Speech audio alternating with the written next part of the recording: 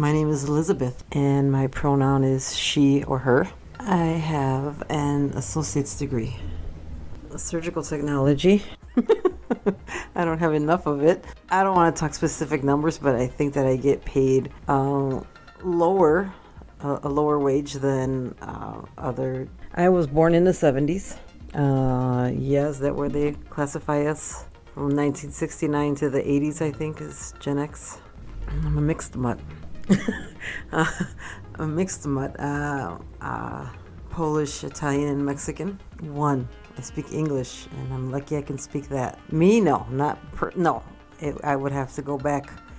Not my generation, not my mom's generation, not my grandparents.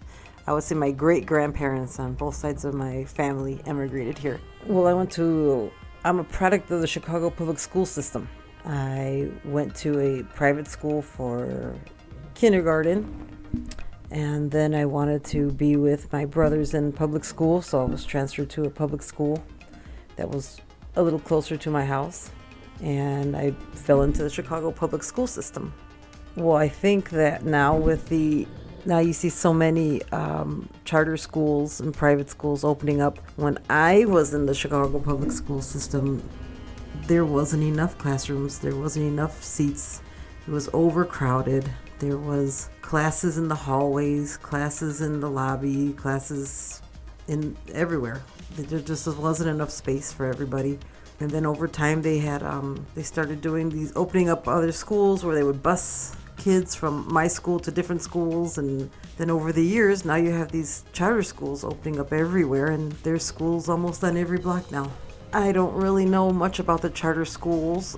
I haven't experienced it. I wasn't taught in a charter school. From what I know, it's kind of, they go based on the Chicago public school system. So I'm not really sure what the difference is between a charter school and a public school. I went to another Chicago public school. I went to Malcolm X College. So it's one of the city colleges of Chicago.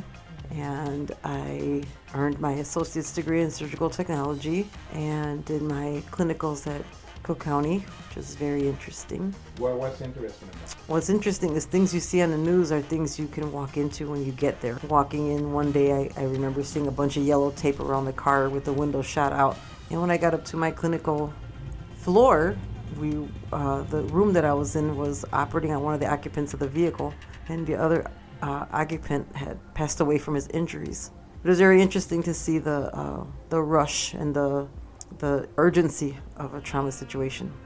Well, before I was a surgical tech, I was a patient care technician for Loyola's burn unit. And the interesting part was if you saw the news before you went to work and there was a big fire or a big accident and they were transferring patients, you kind of knew what kind of night you were going to have when you got to work. So it's very interesting to see a direct admit or hear a helicopter coming in, and I saw that on TV. I know that that's going to be our patient. A little boy who was, I believe he was 10 years old, and he was in the burn unit because another kid sprayed him with a accelerant, sprayed something on him and set him on fire.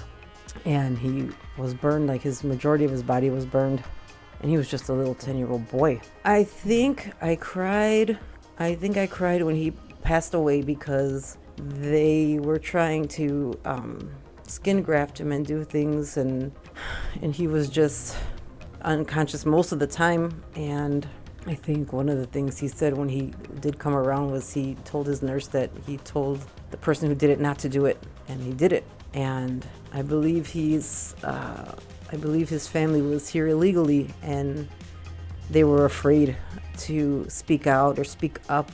So they couldn't get a whole story out. It took a lot of time to get the story out of what happened to this little boy, and the parents were just scared to speak up, which is sad that you have a child in the ICU unit who's burned over 90% of their body, and eventually he passed away from his injuries.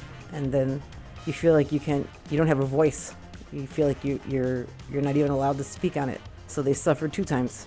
And it was just sad because he was hanging on, and you don't know what kind of a life they're going to have.